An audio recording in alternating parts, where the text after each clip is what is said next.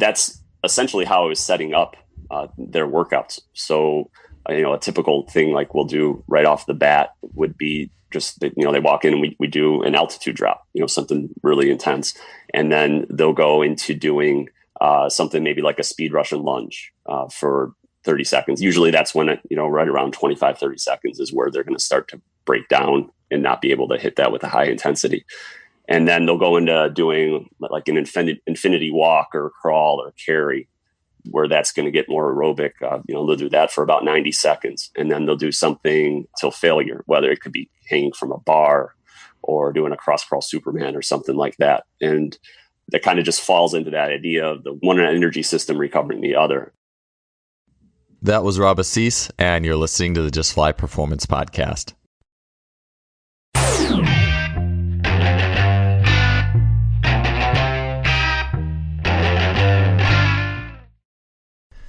If you're curious what one of my top 5 paradigm shifts has been in training and performance the last few years, one answer of those might surprise you. One of those shifts has been moving to herbalism and herbal supplementation as an important part of my total health and performance regimen. You could say I got into it much in the same way I got into perception and reaction-based agility work, instead of emphasizing canned, cone, and ladder-based agility work or 505s or pro agilities. And that was really through being open-minded and making a shift towards natural methods, organic methods, versus more manufactured methods and ideas. And after really years of drinking way too much caffeine, taking too much pre-workout, and seeing my ability to harness adrenaline suffer as a result, amongst other reasons, I gave herbalism a shot, and specifically through the herbs of Lost Empire herbs. I replaced all but creatine in my supplementation routine. From my first dosage of, there was the Phoenix formula, it was my first herb I used, I noticed substantial results immediately. I saw improvements in my strength and power outputs. And you'll see other coaches who also will recommend herbs for performance, things like Shilajit. And Logan Christopher, CEO of the company, calls what they do performance herbalism, which means they focus on herbs that are so potent and powerful, that means you feel a difference when you take them. This isn't like the ginkgo biloba, the low-grade herbs you're seeing in capsule form at the local drugstore. These are performance herbs. They're 100% natural with no additives, chemicals, or colorings, and you can get extensive information on each herb or formula you purchase there. Lost Empire Herbs offers a 365-day money-back guarantee, so you can get these herbs virtually risk-free.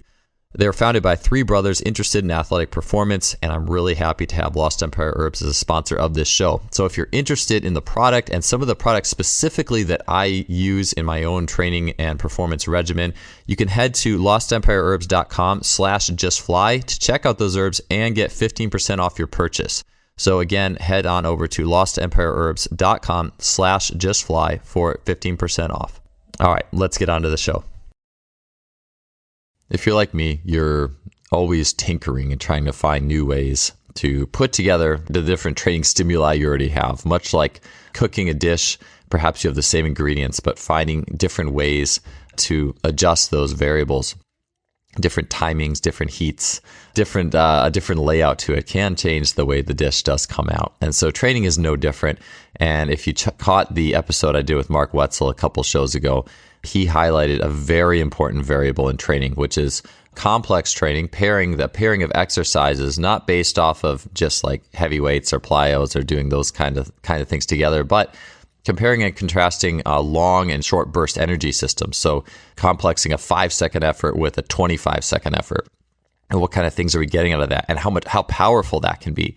And one example I just gave on that show was how I hit my lifetime best at the time jump after basketball practice, a jump touching 11.7 after doing a bunch of like wind sprints and suicide sprints that were very extensive, like 15, 20, 25-second bursts, many of them as fast as I could because the coach would have me race and things. But anyways, our guest today, Rob Assise, is a track coach at Homewood-Flossmoor High School and has achieved a ton of his success there. Homewood-Flossmoor has been really successful in the state of Illinois. Rob has 17 years of coaching experience. He's a frequent writer and presenter on a number of outlets and has been a 2-time guest previously on this podcast. Rob has a ton of really cool nuts and bolts ideas on those energy system bracket pairings, things that you can either do working out in your garage Or if you're a coach working with athletes who want to sprint faster and jump higher, how to utilize those and how to pair those with longer bursts in the median of track and field, or even in general acquiring of being faster, jumping higher for a team sport situation. So the first half of the show is going to be all about that topic. The back half, we're going to get into plyometrics and really building plyometrics from the ground up. So from ground contact times up, and also I think I've talked about that on this podcast series a little bit, but another thing we're going to chat about that Rob has been doing is building plyometrics and bounding from the foot up, from the action of the foot up, and then getting into a lot of the variables, the high-powered variables and variation that he uses to keep training engaging and interesting and causing athletes to continually adapt. So whether you're a track coach, a strength coach, an athlete, or just interested in this whole thing, there's a lot on this show for everybody. I know we do talk about track a lot, but track is a nice kind of central point because it is such a focused sport on singular human abilities or very focused human abilities of sprinting and jumping and throwing. But this show was really fun. It's a very conversational chat with Rob. He's such a smart coach. I love his tinkering and creative mind with all these concepts. And so it was really fun to sit down with him and have this chat. So let's get to it. Episode 235 with Rob Assise. Rob, it's good to have you back, man. So are you going through withdrawal symptoms of not getting to work with athletes, or at least your track athletes in person this semester? How's life been treating you with this virtual semester of yours? Yeah, for sure. It's been challenging. We've been virtual the entire time, and I think in general with teaching and coaching, it's a pretty draining profession. But what I've really found is it's also replenishes you in many ways. Just being able to interact with students and athletes on a day-to-day basis is restorative in a lot of ways. So this has just felt over the course of the semester, it's been a drain. So it's certainly been a challenge, and I miss it. And that's why right now I'm in Florida recharging because, my battery is pretty low, heading into our last week. So it's nice to be able to get out in the sun here. Would you say that kind of the absence of the traditional, and I think this does happen, but in the absence of the typical coaching structures, there's probably two parts to this. I know we went into the isometrics and how COVID's changed things. That was back a long time ago.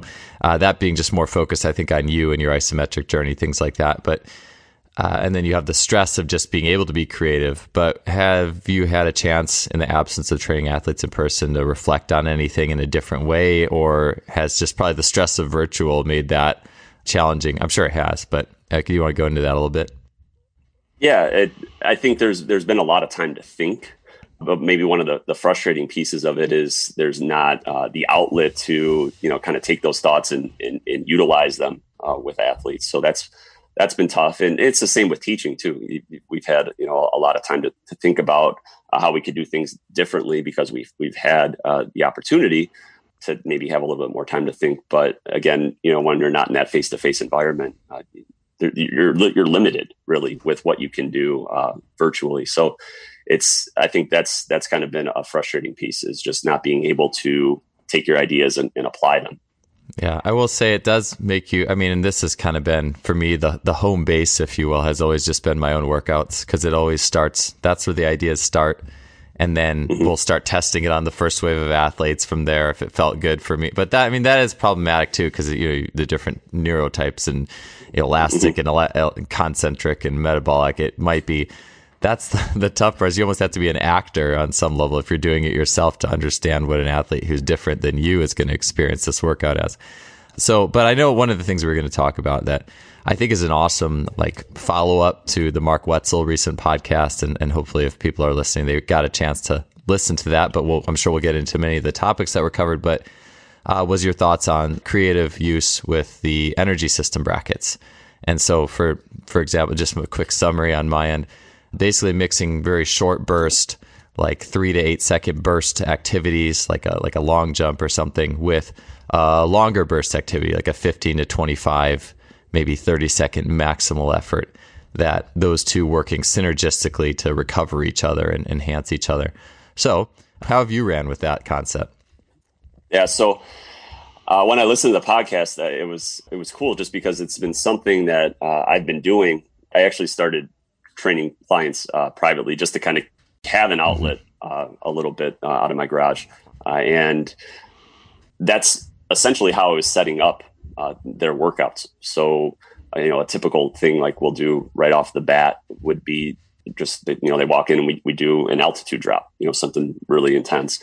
And then they'll go into doing something maybe like a speed Russian lunge for 30 seconds. Usually that's when, right around 25, 30 seconds is where they're going to start to break down and not be able to hit that with a high intensity.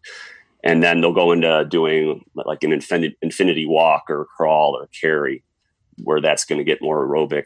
They'll do that for about 90 seconds. And then they'll do something till failure, whether it could be hanging from a bar or doing a cross crawl Superman or something like that. And that kind of just falls into that idea of the one energy system recovering the other. And then from there, so that's like the four exercises in 4 different areas. But what I found too is we'll also just kind of break it down where maybe we're only going up until, the first 3, or like you were saying there with the jump and the sprint and the hurdle, or jump and hurdle, where you're just doing, cycling back and forth between the 2. So I found it just is a simple way to improve workout density. If I'm meeting with a client for an hour, we can get a little bit more work done, which is nice. But it just seems like the workouts just flow really nicely, and they're still able to have high outputs when those high outputs are called for. And it seems to just work really well. And, at the end of the workout, the athletes don't feel like they're completely dead. Mm-hmm. They feel pretty fresh and ready to go. It's like, at the end of the hour, they feel like they could go out and, PR in something, which I think is a good thing. So yeah, it's been fun. I like, you mentioned infinity walks. And so that gives me kind of 2 ideas.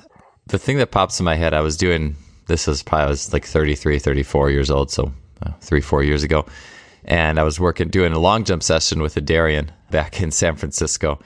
And he had such a good eye for, and those of us who have been in track would, if you've done track and you've done the jumps in track, or even sprints, even running 30s, or doing a singular skill over and over again, you know this, is you hit the point where your nervous system is just kind of done with that skill. Like let's say I've done 5 max long jumps, and you just aren't going any farther. And it's almost like you hit that neural threshold where the body, maybe it's in threat, maybe it doesn't want to keep jumping maximally, maybe it just needs some new information. And so Darian, he had noticed that with me. He's like, you're done. Like, and I think that's a stark contrast to, just one more jump. Oh, just one more jump. And you just keep doing that. But there's no respect to the nervous system state with that mentality. Or you're just doing one, you just keep doing that for 30 minutes. You're never, it's like what Dan Fichter said in the recent episode. He's like, if you have your feet aren't working correctly, or you have a technical issue, well, why aren't we looking into the neurology element of this? And so one thing I appreciated with the Darian, he had a physio ball or something. And so, my nervous system was a little cooked from just doing the same skill over and over and over again. And that also lends in, I think, like the Ruzon long jump study, where if you jump different distances and stuff we talked about 2 years ago, you jump different distances, different targets, that keeps the nervous system more alive. It also makes me think of even Stephen Jones talking on the recent podcast of Christian Thibodeau said, if you use the same weight on the bar set to set to set, it also doesn't have a good effect on the nervous system. I mean, again, we could do a toe touch range of motion test to confirm or deny that. Maybe it depends on neurotype. But anyways, where I was going is Darian had me take a physio ball and basically just do like active squat physio ball for like 30 or 60 seconds. So you're basically just dribbling freestyle with the physio ball, trying to get down in different squats and different ranges of motion. And I did that for like 60 seconds. I'm like, I feel better. Like, I feel like I can go back and long jump well again. Like, my nervous system got reorganized to do that. And so that makes me think, well, with you have your short skill, exploding explosive. You have a longer, like a speed Russian lunge. Again, garage, but cool. I mean, a lot of us have garages right now and those types of setups. And then an infinity walk, which also works in the garage. But so it's almost like you have this sandwich of quick skill, or AN1 bracket, if you want to think of the DB Hammer stuff, but like 3 to 5, 3 to 8 second explosive, longer bracket, like 30 seconds, and then a neural reorganizer. So you would say that's kind of your strategy right now? Yeah, absolutely. And it's funny because even like a couple years ago, I was unknowingly, I think, doing something similar with I wrote an article on Just Fly with the like large group organization for jumpers, where it was just I had a group of 20, and I had to, instead of just having them standing at when we're doing short approach work, instead of having them just stand there and wait, it was like, well, we could get some work done. So they would go, maybe have a wicket run, and then maybe like the med ball punch drill that Cam Jost likes, or a jump rope run, and then they would come back and they would do a short approach. And I think it's kind of that sort of same idea, where it's just, you're not just doing that same thing over and over again.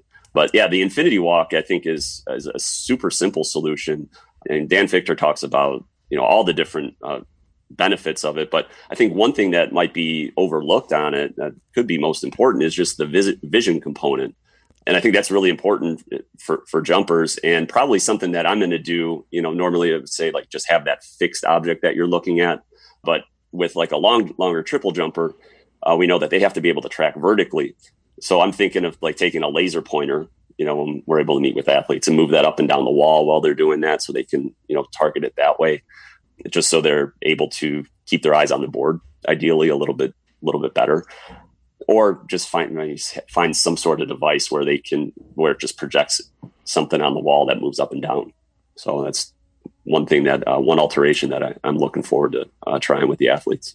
It's funny thought of my head. So as you were talking about that, well, first, for people who haven't listened to Dan's podcast or aren't familiar with that, I know Cal Dietz talks a lot about it as well.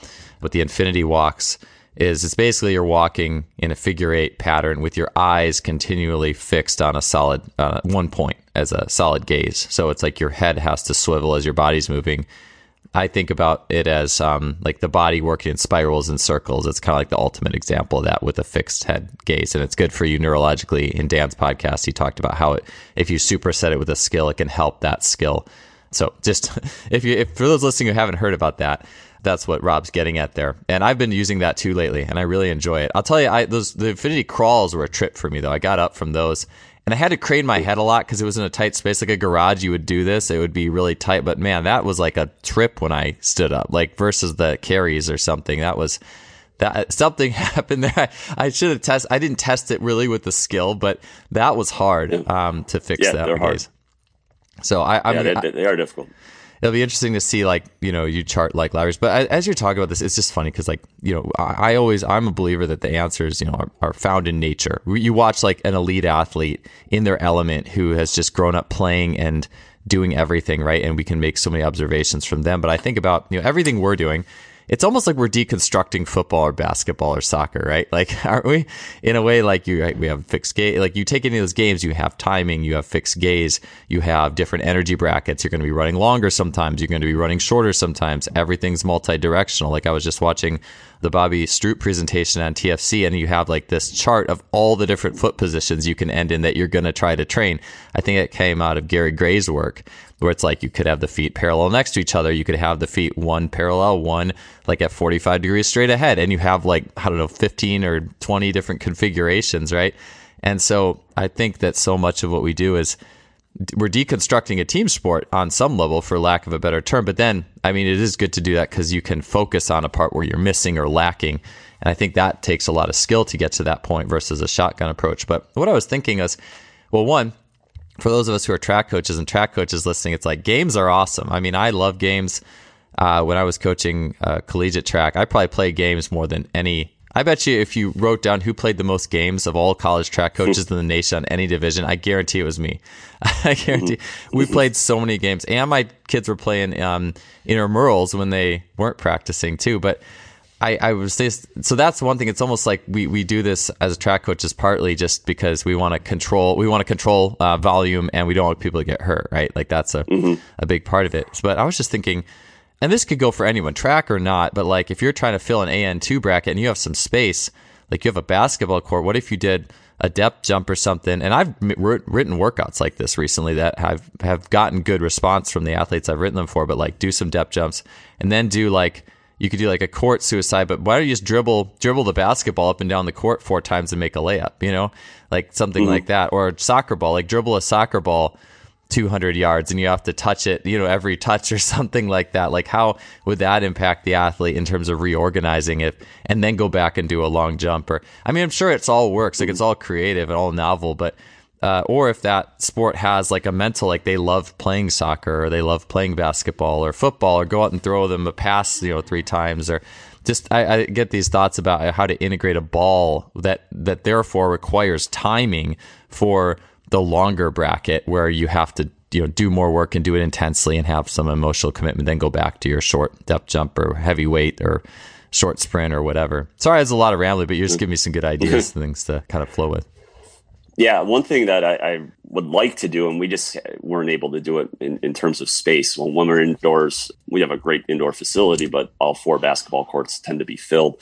But I've thought about like, hey, all right, we'll go and we'll do a jump, do a couple jumps, and then all right, go to this basketball court if it's open and play 3-on-3 real quick, and just see what you got a minute or whatever to play some 3-on-3. I've wanted to do that, just to get the wonderful organic plyometrics that basketball provides.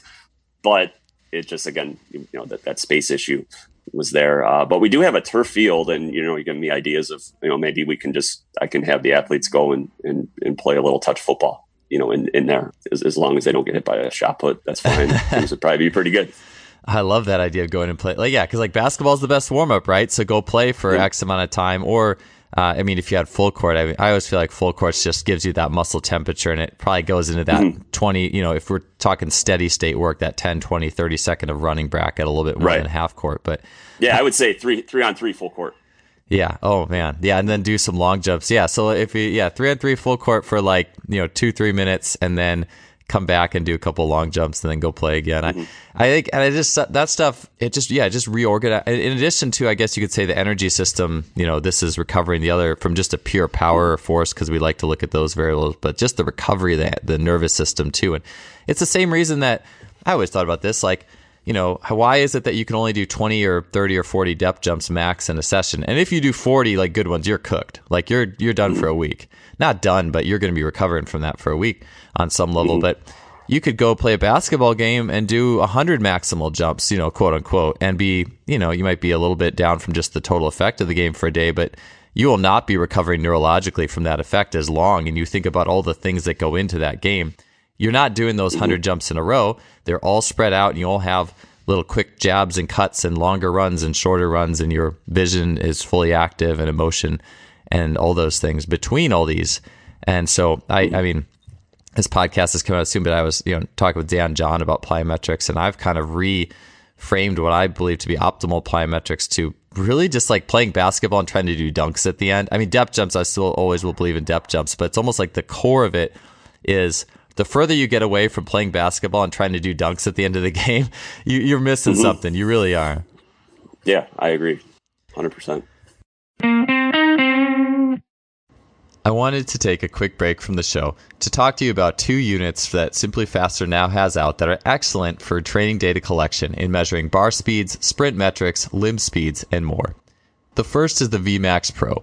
If you're interested in barbell tracking technology that is affordable for the individual athlete in the garage gym, but yet is accurate enough to be trusted by professional teams, then you might be interested in the VMAX Pro. The VMAX Pro is a tiny sensor that attaches to the barbell or even the body to help with lifting and jump training metrics. It'll give you immediate feedback for jumps, lifts, and even measure the motion of the bar in 3D. It includes a travel pouch, and the associated app works on both Android and iOS devices. You can auto-regulate with precision with the VMAX Pro. The second unit is the Muscle Lab IMU.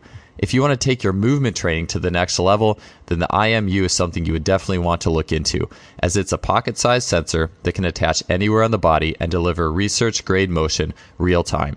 With it, you can collect ground contact times during sprints, limb speeds for jumping and throwing, and even support return-to-play metrics. The sensor fuses with the rest of the Muscle Lab sensor system for even deeper insights. You can improve your movement data and get measurement that matters today with the Muscle Lab IMU unit. You can improve the depth of your workout metrics with these 2 pieces of technology, and if you're interested, you can head on over to simplyfaster.com. That's simply with an I, faster.com. Check out their online store where you can find these pieces and improve the depth of your training metrics today. Let's get on back to the show. Yeah. So, and one thing I would say too with track is like there's the game side or the team sport kind of coaching style where there's going to be a lot of chaos and things like that. And then for whatever reason, track coaches, a lot of times we want to like almost get people to be like robots, and everything's got to be this way, and you got to move this way, and all that. So one thing that I do especially with the guys that I know aren't involved in a team sport, is trying to bring those wonderful elements of the team sport to track and just create a better athlete overall. So, if I got to sacrifice some time doing some technique work with the jumps just to create that sort of environment, I think that's time well spent. I think that's important too, because just for the sake of track and field, and I don't mean to make this whole episode about track and field, but like track is a sport that needs to be saved on some level, in the sense that, if we just look at it as this mundane, technical, hyper technical, like, which, I mean, anyone who's competitive on a deep level, that it's not. Like, there's a joy, and when you hit your PR, there's not probably a technical thought that was truly going through your brain on some level. It's to capture, I mean, maybe there is, but I think what really creates that, oftentimes people will do a PR and it was so effortless they didn't even realize it coming, and you get to kind of witness your body going through these things. But I love the idea of a sport and just encapsulating all of what makes us human, if that makes sense. And so I think that's awesome. And so just to get outside the track box for a second too, one thing I've really enjoyed doing that, again, you could consider energy system contrast, you could consider it neural work, whatever, but Tyler Yerby, Michael Zwiefel, and then Sean Mishka, and that emergence group, and looking at their online course, the little weightlifting mini course they had was awesome. And they had one of their things that has always stuck with me is they just call it like ground crawl explorations, where basically just, for however many seconds, 30 seconds, a minute, you're just crawling on the ground freestyle. You have to be creative. So you can do some forward crawls, some crab walks, some handstands, some cartwheels. You just have to keep moving and you keep being creative. If you're a breakdancer, you could breakdance and that's kind of what I try to do. I try to and so I've been using that more with just an athlete I had the other day.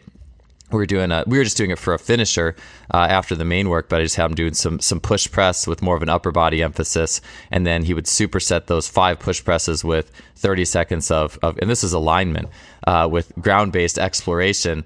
And it's awesome for him doubly because the one recovers the other. The ground-based exploration recovers and makes better the push presses, and vice versa. But also, this is an athlete actually who also needs to be creative. And you just watch him. Sometimes I'll say warm up for your cleans.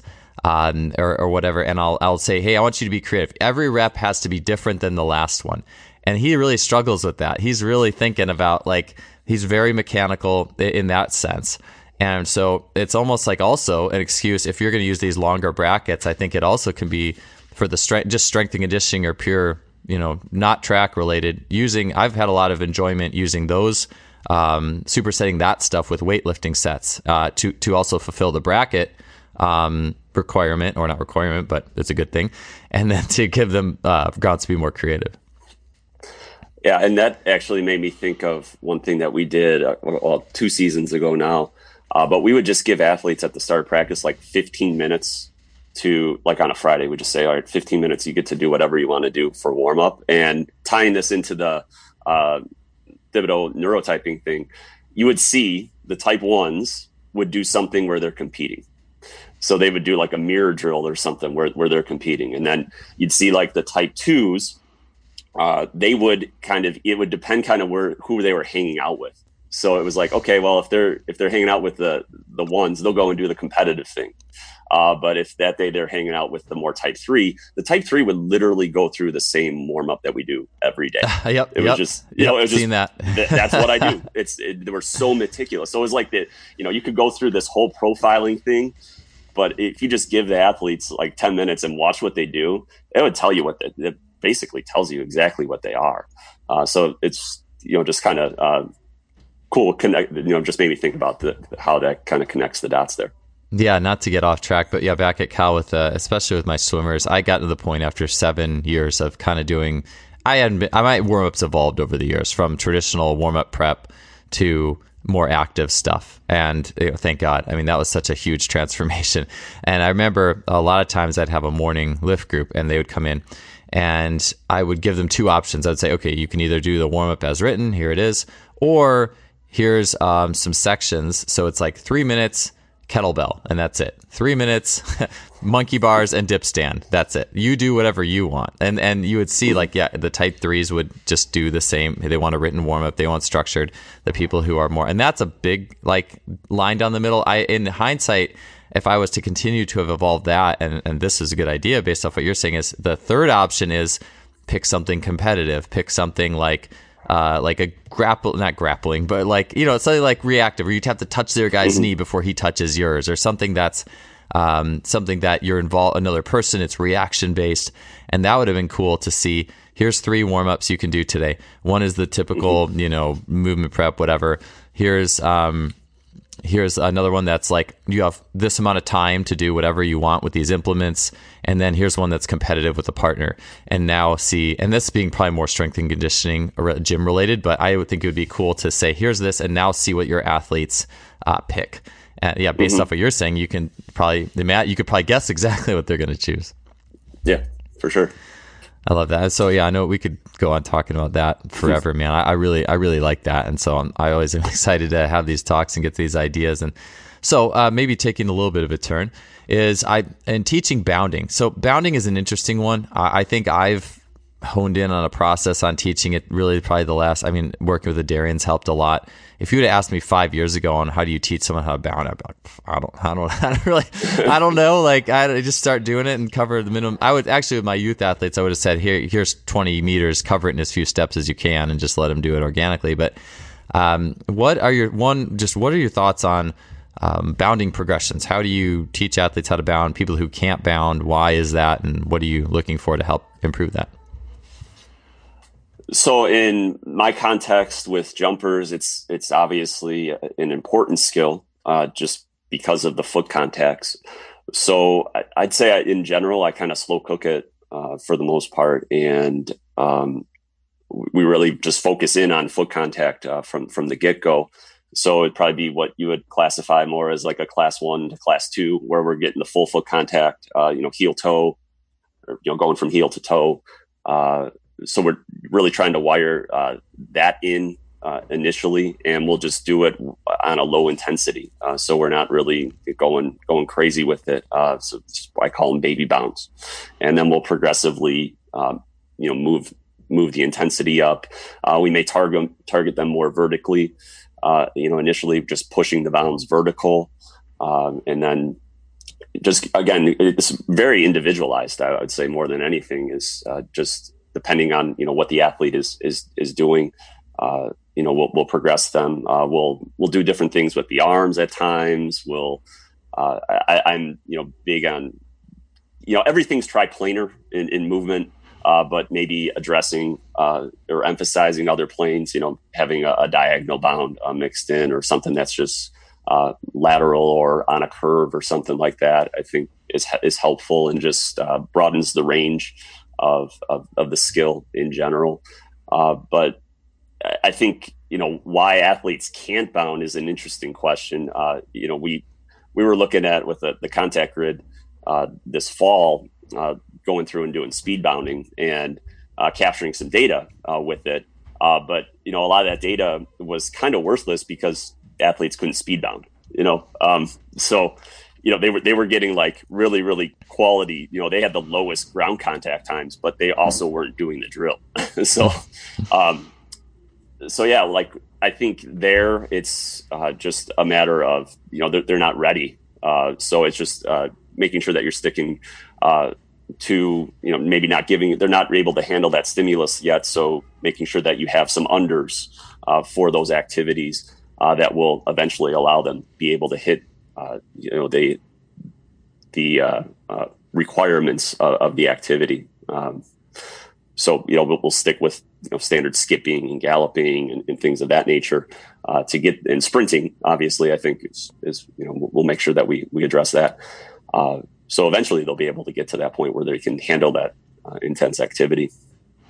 Yeah, I think I like what you said, like starting shorter, and to me, like starting with shorter bounds. And you also said using like lateral bounds or multi-directional. So I had two thoughts with that. As one, I have this thought, like if someone can't bound, I think of it like they can't access their heels, and therefore the heel is like the gateway to the posterior chain. But again, I mean, you don't want, like, that doesn't mean a heel striking sprinter is going to be good at bounding. It's usually actually the opposite. That person is probably terrible at bounding for the most part. And so the way I see it is like, if you ask someone to power skip almost, is it like, can they get a good full roll from the heel to the ball of the foot without like almost over dorsiflexing, if that makes sense? Like the people who don't know how to manage that transfer of force from the heel into the ball of the foot, or class 1 to class 2 lever, it's almost like those people are the people who if they do know how to access their heel, they're over dorsiflex, they're like heel strikers, and the force is going to be so high, their brain is just like, nope, F this, like, we're not going to let you bound. Or then the compensation is just to stay off the heel entirely, because they don't know how to manage the transfer from the heel to the foot. So I've had good luck too doing things like, this is one of those things, little like complexes that just hit me in the last year. Was like, it was actually some of my online clients who struggle with bounding. We do like a isometric lunge or front foot elevated lunge. Tim Richard had talked about athletes who have, it's almost like if they're missing mid stance or that front side action on a level, you could do front foot elevated stuff. So like we do that isometrically, then do that Michael Yessis paw back thing where you have like a cord and like a sweep down and then bound.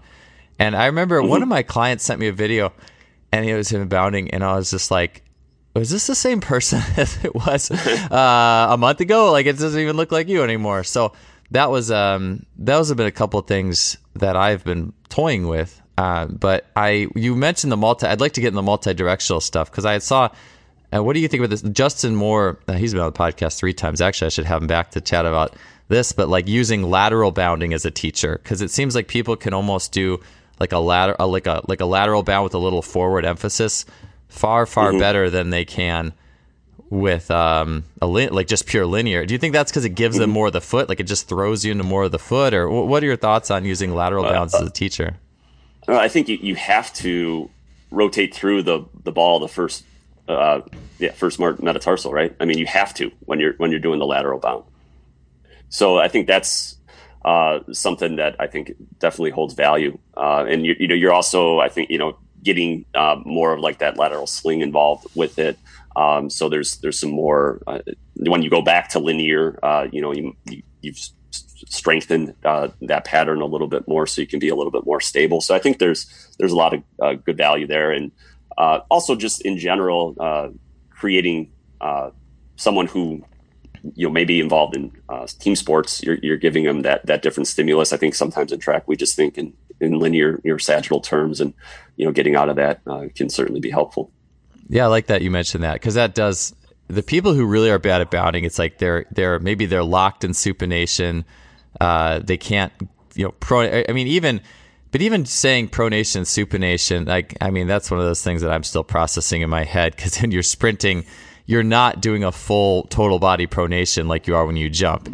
You have to start thinking in circles more. Like that's one of the Adarian things that took me, I think, 2 years to figure out, like as I processed it. But I do like people who can't bound have a really hard time with inside edge or bound far. Like they're the type of people, like you said, with your sprinters who could like cheat the speed bound. Like they're just gonna maybe just cheat a small portion of the foot. But I saw you doing a video. I don't know if it was on Instagram or an article. I think it was an article, but like you were doing bounds preferentially on like the outside edge of your foot, the inside edge of your foot. Has that? What did you learn from that? And I'm just curious. Yeah, so that is, I think that was it. I had a video of me doing that just barefoot, and I was just trying to like hit on the ball of the 5th met, and then I would roll through to the ball of the 1st. And then same with, so that to me was more like max velocity. That's what, the 5th met, how that's going to interact. Right. Yeah. And then with the trying to hit the ball of the 1st met was more in acceleration, which my idea from that came from your book, to be honest. So a little plug there, but just reading that first chapter with acceleration and all that, that was kind of where that came from. And I think it's just, anytime that you can get athletes to hone in on like a specific body part and give them just some body awareness, I think that's helpful, because I'm finding that athletes in general now like just lack that. Yes, absolutely. Like even doing an extreme iso lunge, like trying to get them to find their hamstring, it's like try to drag your front foot back and they can't get their hamstring to contract. And it's pretty wild. So I think any time where you can hone in some body awareness, I think that's helpful. And you can also tie it to, well, this is the part of your foot that's going to contact and acceleration. So we want your body to feel like it's okay to access that. And it gives them a little more connection. So I think it's definitely helpful. It's difficult. And when you watch that video, it might not look any different, but I felt a difference when I was doing it. So I think it's just little ways that we can kind of build a holistic base for athletes and give them something, again, that they can connect to with their event.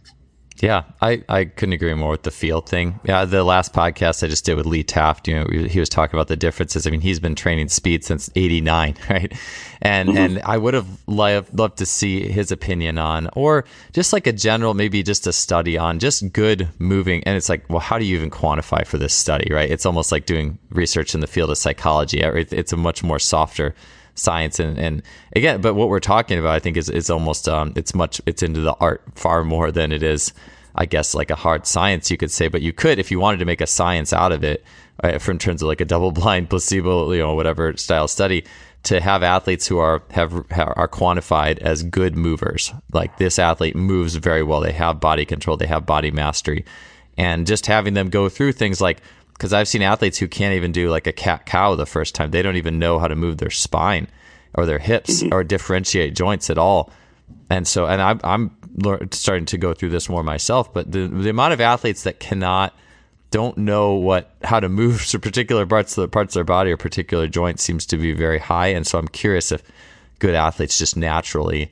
And I felt like the swimmers I worked with who were very high level were like, if you asked them to move a joint, do any sort of a spinal engine drill or anything, they knew exactly what to do. They could find that joint, that body angle. But swimming's a little different because it's a little slower. It's a water, much more feel, much more touch. But those athletes who are good were really good at that stuff.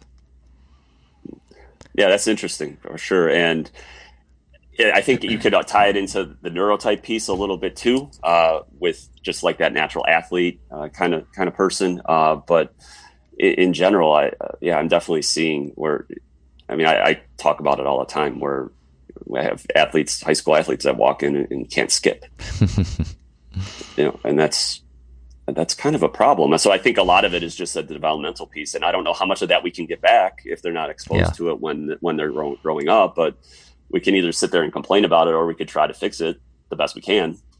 Yeah, I agree. So with like the bounding, so you said you did like the fifth met head and the inside edge and then the flat footed. Is that like would you use that as a warm up then? Like you're going to go, hey, I'm going to do bounding only on fifth met head. I'm going to do bounding only on this part, only on flat foot, and then do like a regular. Like, have you thought about using that as a warm up process for bounding combos and jump prep? Absolutely. Yeah, for sure. And one thing I'll say too is we'll do that barefoot. We have a big turf area, so we'll do that barefoot. Oh, cool. And that also, and the intensity is low. If we're going to go high intensity, I'm not going to have my guys go barefoot. But that tactile sensation where they can actually feel with their feet, I think is important. And that's probably the easiest way when we were talking about the heel toe thing that I noticed whether we're doing skipping or galloping or bounding. The initial first couple weeks, we'll do low intensity versions where we're barefoot so they can get a better sensation where they can feel the heel.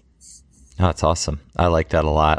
That was the last thing I'll say with that, because I do actually want to ask a quick expansion on some of the multilateral stuff. I use those Exogen sleeves sometimes, and I really like them, the shin sleeves. And I find when you spiral the weights to make your feet or lower legs supinate more, so where you're spiraling the heavy part of the weight towards like the outside of it. So it basically, as gravity makes you fall, it literally twists your legs to the outside. So eliciting more of a supination response.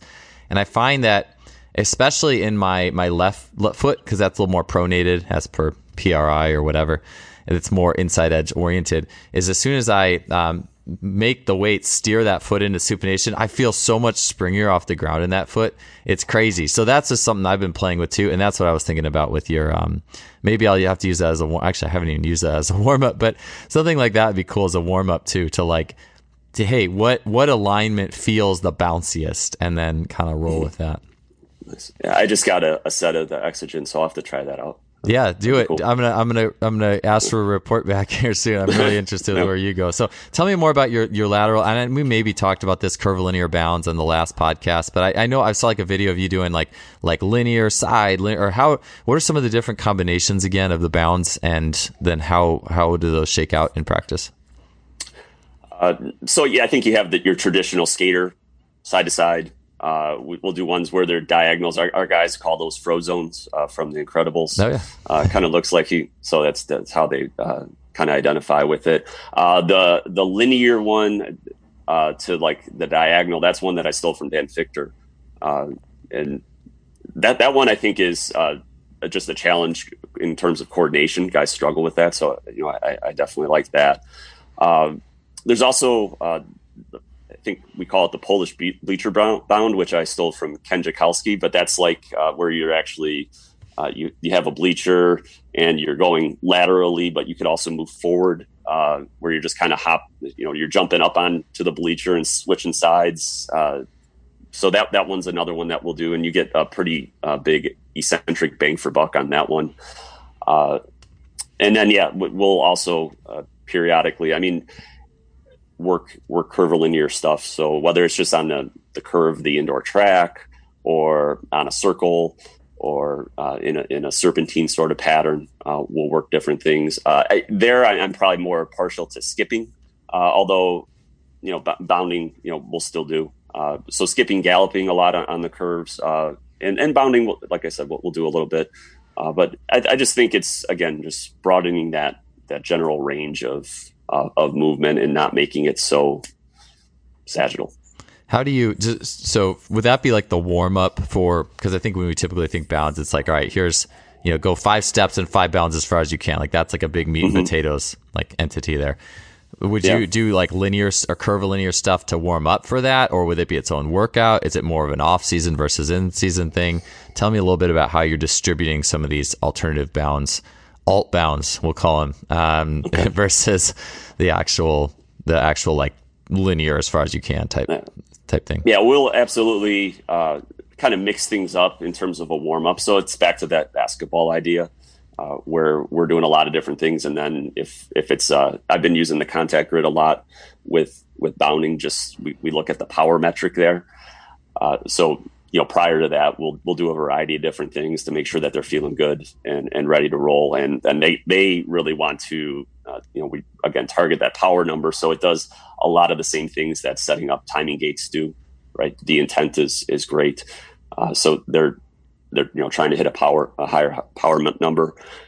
And then on the off days, or, the days that aren't high intensity, we'll still do it, but it just be lower intensity. So, like I said, I always am trying to incorporate triplanar activity, and not just be biased to the sagittal plane. So we'll do, on high intensity days, we'll do it, and it'll be just, that the alt bounds will be a little bit lower intensity, and then we'll go after the linear, big ticket item. And then on the off days, it'll be kind of more of the same. Cool. So tell me about, because this will be a segue, and I wanted to ask you about, I know you've been doing some work in terms of specific contact times for plyometrics and using the contact, or you'll have to tell me again what grid, the muscle, is the Muscle Lab grid? I'm assuming. Awesome. Because one of the big paradigms kind of shifts, I don't remember when this was, maybe I was like 30 or 31 as I started doing, I don't know. I had some sort of like little powerlifting phase from somewhere in age 30 to 32. I don't remember where a lot of my jumps were extremely poor. But I had a thing where it was like doing cleans. I was doing like high pulls just for tendo speed, not for weight. And then I was supersetting that with just bounds where I'm like contact time, fast contacts.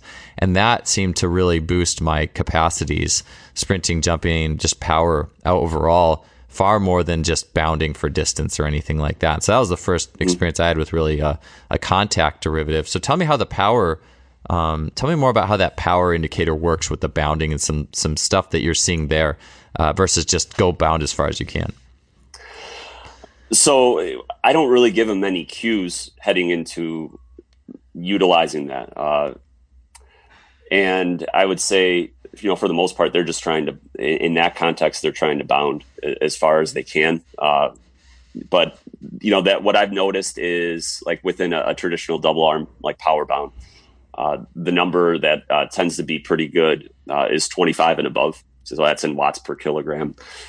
So that's getting, I'm probably looking at, one of our guys is probably close. I think he can be a 50-foot triple jumper. He's hitting about 30 on that. So it's just something that and then I'll have athletes that are down in like that, 15 to 20, for the earlier, the younger athletes. And again, it's just something that gives them a little bit more intent. But they do experiment with it too. I had an athlete that was just like, well, I'm going to try to get my power number up and do a speed bound. And that didn't work for that power metric. The speed bound that tend to be more around 10. Oh, interesting. For that. So the contact time, obviously shorter for sure. But yeah, not getting, the air time is quite a bit different. So I'm not exactly sure how that power metric is calculated. Yeah, it's like social media algorithms. What does it take to get my post to the top? Right. I don't know. And I'm a math teacher, and I'm like interested in that. I'm like, looking at all the data that it collects, like how are they getting this number? And I haven't figured it out yet. But it's still just something. And I think there you're what I'll be able to do as I use it more and more is just build a body of data that's specific to the athletes that I coach. So now I can say, hey, this guy won state at triple jump, and his power metric was 33, and you're a sophomore and you are at 29. So I think there's power there with the numbers, and that's kind of what I'm looking forward to building. Well, it's just that. Yeah, it's just more specific KPIs rather than just saying squat more or whatever. And again, for those age groups, I usually do need to get stronger, but it's just I think it's kind of like throwing in the throws. It's like how far can you throw with the 18 if your implement's the 16? How far are you throwing the 14? And stuff that's just closer. And it's probably kind of fun too, the technological element. But without getting too far into that, just because again, most of us don't have contact grids. I actually would like to get one soon. But even just playing with the contact times has been fun for me. I think the old school was in like maybe an old like British track and field magazine, but it's basically like bound for 30 meters, count your contacts, and they had this elaborate time function. And not elaborate, but just making it a function of time and power. And again, you had to do it. It was like the old school way, it wasn't, you didn't have real time feedback like that, and probably more complicated to do, but that stuff's been around. And I just think that as soon as you put it under the gun, even Donald Chu back, who knows, 100 episodes ago, he was talking about having this was way before just jump. He had someone make him a switch mat to do bounding contacts on and stuff like that for plyos. And so I just think it changes the game, and it's really useful.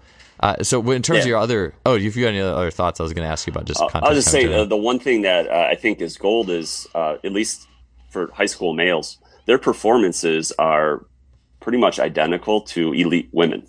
Interesting. Right? So you take that, yeah. You look at the IAAF biomechanical reports, like all that data is, pretty amazing. So I can look and take an average of I think I have the 2017 World Championship women's results. So the last contact for long jump, I think the average is like 0.113. So now I tell an athlete, hey, we're on the contact grid. We're just going to do rebound jumps over hurdles. And what I want you to try to do is hit a contact time. I don't care. I don't care about how high you go, but find the height so you can hit 0.113. And then once they find it and they can go through and do it repetitively, and now it's like, okay, try to go a little bit higher, but still hit that. Yeah. And it's just, again, it just attaches that great intent to it.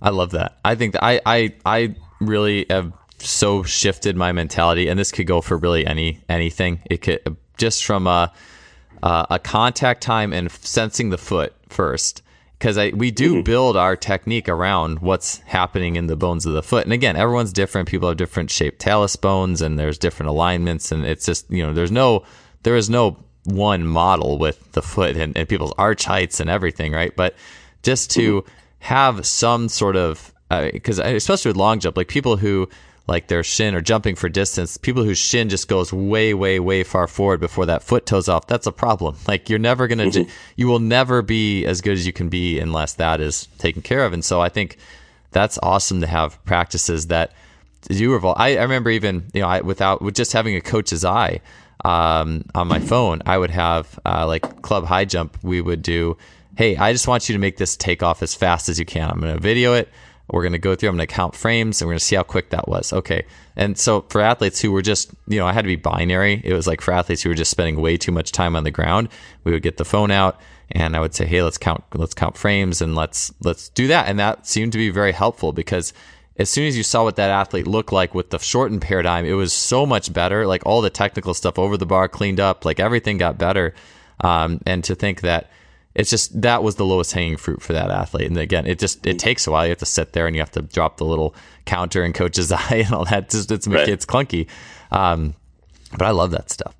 I think that's really an important way to, whether it's track too, or just someone doing a basic drop jump in the weight room, finding that low hanging fruit, I think is important, because we just tend to think in height and those things, but working from a ground contact time up, I think is much more valuable. Yeah, I agree. And like I said, it just, they like it too. So it's like a win-win. When you do like depth jumps and hurdle hops, because I want to make sure I'm staying on some topics that could be relevant for track or just strength or volleyball or basketball or whatever. But just like hurdle hops and depth jumps and things like that. How are you managing contact times for your athletes? Obviously who have a very shorter contact time type orientation, but how do you manage contacts with those depth jumps and things? Usually, if I'm looking at, I just classify everything as a rebound for the most part. So, if we're looking at drop or depth, and then, so what I'm able to do, like my cutoff is usually like, you're going to see more of a 4-foot contact with 0.2 and below, for the most part in terms of contact time. And then anything that's above, you're going to get probably more of the heel involved. So that's kind of one big thing that I'll look at, and that I would say is kind of the big thing. And we also will, I'll again kind of give them the opportunity to sort of display different things within a session with the grid now. So like in those hurdle jumps, like what they would want to do, like initially I'd say, okay, you're going to try to hit 0.113, but then they're high school boys and they want to, try to jump as high as they can, but still hit 0.113. But that's okay to me. It's like, that's fine. All right. You're going to have a higher ground contact time. That's okay. We're still getting a great stimulus here. So I'll give them that target initially, but then they kind of run with it and do their own thing. And it just sort of organically goes from like just like a more class 2 bias type plyometric, where they're hitting on the 4-foot, to something where they're getting more of the full foot involved, and that's okay. Are you saying when it goes? You're saying just a second. So Ryan, you're saying when it's faster ground contact time, the heel is coming down, or what are you saying? No. I would say that. Yeah, it's over loop. Yeah. There. So more. Yeah. Sorry if that didn't come out right, but yeah, if it's more 4-foot biased, that's going to be a shorter ground contact time. When they start jumping higher, then the contact times are going to increase, and you're getting more of like the full foot involved. Gotcha. Because it's funny because I've heard some coaches talk about, I don't want to get in the weeds too much, but like, oh, it's got to be a flat foot contact. Like they coach, it's like almost they want to coach this paradigm of how the foot should hit before they say anything about contact time or outputs or anything like that. Which I don't. It's weird because I found that if an athlete actually wants to have a really short contact time, I see the foot. I just posted an Instagram video like this. Like the foot's going to seek the ground real fast. Like the ball of the foot is going to seek the ground first because it's almost like it wants to get that sensory load real quick. It's like, hey, we got to get off the ground fast. So we got to sense the ground real fast. So you see a lot of plantar flexion, a lot of toes pointed down, and then the heel kind of it goes as much as it needs to down, probably based off of how strong of a class 2 lever the athlete has, their arches, and then pops back up. So it's kind of... I would agree with that. Yeah, it's just interesting. But then you think, well, how much since the heel didn't hit, how much transfer does this have? If it's a running jump and those types of things. So it's maybe a little complex in that regards. Yeah. So for me to kind of balance that, it's like, I know that I'm going to get those full foot contacts with the galloping and the skipping and the bound, the power bounding that we're going to do. So if we're doing hurdle hops and it's not a full foot contact, it's like, that's okay. Cause I know we're going to get it somewhere else. Yeah, I would agree with that. Cause I think you want to be strong in that class 2 lever anyways. When you do get to the class 2 ball of the foot, you want to be great off the ball of the foot, like the Russian long jumpers and all that stuff. So yeah, and like you said, you're getting that's the moment of truth. It is. I like it. I'll call that the moment of truth forever. When they're up to that ball of the foot, how strong is that action? Oh, I love that. Okay, real quick, last question before we bounce here for the day. But since the last time I talked to you, at least not the little mini talk on isometrics, but how over the last 2 or 3 years has your views on just speed and sprint training evolved in how you've utilized some of the concepts you've learned about? I'm just curious, especially, obviously yours is more the scope of a long jump, a triple jump, run up, those types of things. But how have your views on speed changed, and have there been any things that you've done that reflect that? I don't know if things have changed too much. One thing that, I think we see on social media a lot is just things are very polarized. And I think at the end of the day, what we really need to keep in mind is that we need to coach the athlete that's in front of us. So, a quick example, I had a pretty good long jumper a couple years ago, and he also ran the 400. And he really felt the need to have some pretty grueling tempo type workouts. Like, that's what he felt he needed to be prepared. So that's what we had him do. It's not something like I'm not when we're in season, I'm not a huge tempo guy for most of my athletes. But like, if that's what the athlete feels he needs, then I'm going to make sure that I provide that. Because at the end of the day, they need to be able to go up to the starting line or get onto, the runway and feel fully confident that their training has brought them to a point where they can be successful. So that's always the framework that I'm going to operate under, is coaching that athlete in front of me. And giving them what they need. So from that standpoint, when I think about just my general approach, like when we're timing things, it's max effort, right? And they're going out, and I'm not going to instruct too much. I'm going to kind of let them do what they need to do to produce a great output. And you'll see them experiment with things. And if they start getting frustrated with not hitting particular times, maybe offer some insight and, some other things that they could try. But on those other days where we're not timing, whether, that could be wickets or, just doing some accelerations or block work where we're not timing, there we'll focus more on the technical side of things and try to get them to feel certain positions or feel certain parts of their foot hitting the ground or whatever. So that's kind of the lens that I operate under with that sort of stuff. One thing that I did notice, and this is probably something I should have noticed a long time ago, but with jumpers in particular, I'm dealing with the more elastic type athlete. So when we were doing fly runs, typically we would start with like maybe just a 20 meter acceleration, and then we would progress into 20 meter of a run in into a 10 meter fly, and then move that window back 25, 30 into a 10 meter fly. But those elastic athletes would get frustrated. So I had, I've had some pretty good long jumpers, and they were not hitting times that they were pretty happy with. We've also had some pretty good sprinters, so they're going to be competitive with those really high-end sprinters. And my philosophy with it was, I knew that their skill wasn't to accelerate. They're just really great, gifted at recycling free energy, and that's why they're elastic. That's why they're bouncy, and they were also tended to be pretty good 400 meter runners. So, my first instinct with that was, you got to get going. Like, you just got to blast it out from the get go and try to get up to speed. That wasn't working for them. And I think it's just because it was going against what they are good at. Like, they're not good at acceleration, but I'm asking them to put all their energy into something that they're not good at. So then by the time they get to that fly zone, it's like they're cached. So what one athlete wanted to do, he's like, just let me start 20 meters further back. I'm like, okay. So he started 20 meters further back and kind of just eased into the acceleration, goes through the gates and PRs by like 400ths of a second. And I'm like, oh, okay. So then, a couple other guys wanted to do it. It was kind of the same thing.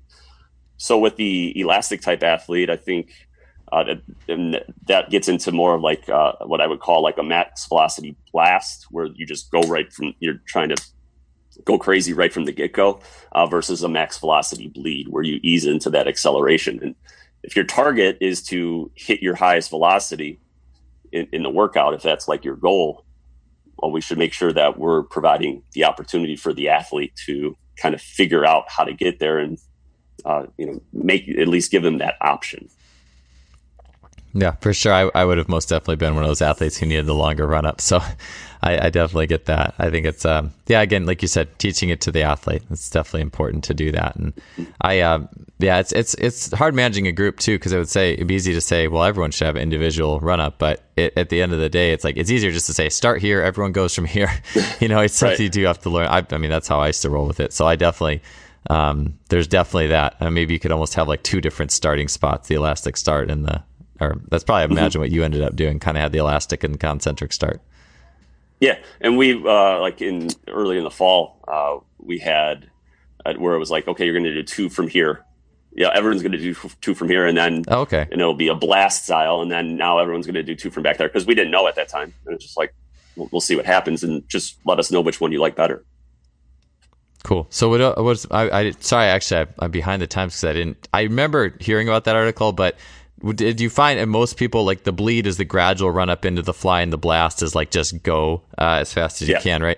Did most athletes run faster with the gradual? I know I've actually seen research that would say yes, actually, that the most would run with the bleed, but was there anyone who would run faster actually with the blast style where they went all out? The more concentric type athlete, Okay. For sure. Yeah. Interesting. Would the goal be with those athletes to actually make their bleed like be superior, I guess, like to be to be better at the end of the race or whatever? I don't know. I think that's a good question, and it probably depends on that athlete. I mean, I can think of some athletes that were elite at like 60 meters, but then any beyond that would really fall off after when they would get outdoors and go to hundreds, and the 200 was just like forget about it. So from that standpoint, I think there could be value. But at the same time, you're balancing that with like, why are they good at what they're good at? You don't want to take away anything from that either. So I got you. Yeah, no, for sure. It's always that tricky balance and things, strengths and weaknesses. A whole nother podcast, but no, I hear it's something to think about. So, well, hey, Rob, thank you so much for your time, man. I love the conversational flow of our talk, and you gave me a lot of ideas and things. And it's nice to talk these out because I think it's stuff that we're both mutually really interested in and always tinkering with. So I appreciate talking to you today. I appreciate the opportunity.